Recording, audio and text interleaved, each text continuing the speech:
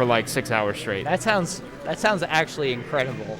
If we could just put melee movement into other games, I think we would have a much better time, because really melee is all about the movement. Yeah, for real. But yeah, I guess we should get into this game. We got Grab versus Darth Ziggler. Grab versus Darth Ziggler. Number 1 seed in the tournament. Grab. And with good reason. Grab Very absolutely much so. Been killing it lately. And the number 1 seed for a reason. Yeah, it's Fiction's game. Breakneck Emergence. Break? Yeah. Wolven saying He's number on the 1 seed left. in our heart.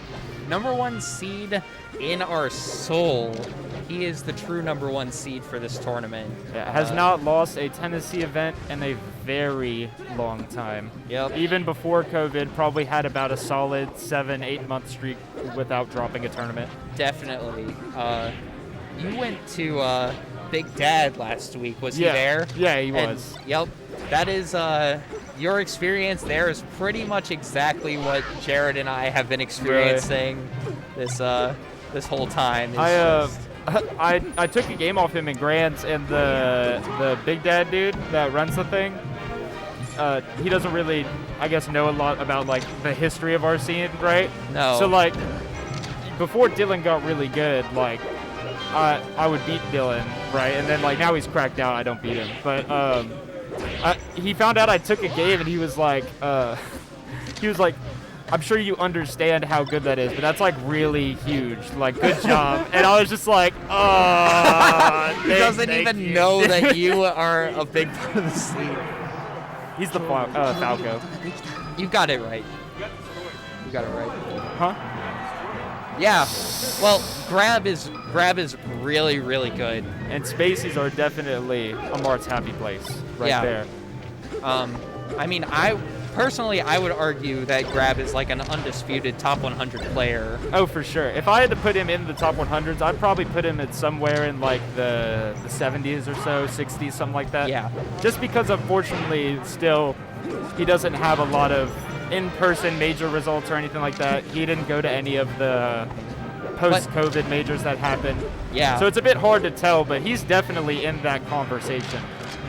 But as we say that, we've got Darth Ziggler up a stock, manages to grab the first one, and he's got him on the ledge as well. Some of Darth Ziggler's play reminds me a lot of Bones as well, which I know Grab has had a lot of trouble with in the past. Just from that like more smart, patient, kind of shut down play style. Even for Marth, who could really just back throw kill Falco at 0, no problem, can still be really difficult to handle and be able to like outbox. Yeah, for sure. And now he's up 2 stocks.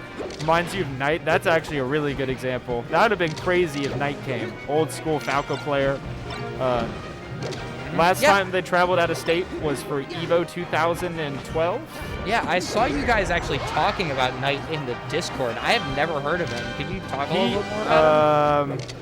God, he quit even before I started playing, and he had kind of phases where he'd come back and leave, but he, as far as I've been told by a lot of the Memphis people, was probably the second best player in Memphis for a long time. Wow. Even when he was unactive. Like, I remember I had went to a Memphis event, and it was his first time back in a while, and he still got like second pretty nonchalantly. Like, he had a couple like tough sets here or there through the bracket, but like the only person who really, really beat him was Iori. Yeah, and I mean, that's with good reason. Iori is just an absolute monster. Someone who's been playing the game longer than some of these people have maybe even been alive that are playing the game. For sure.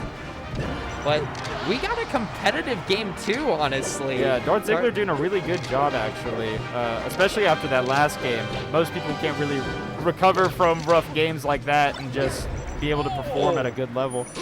Oh. And just gets the wave dash out of shield into Tipper on the bad DI. Dodging that down tilt's real rough. You got to have a lot of patience for that real low sweet spot side B to grab the ledge. Really, but really good showing by Darth Ziggler there. Yeah, especially in that second game.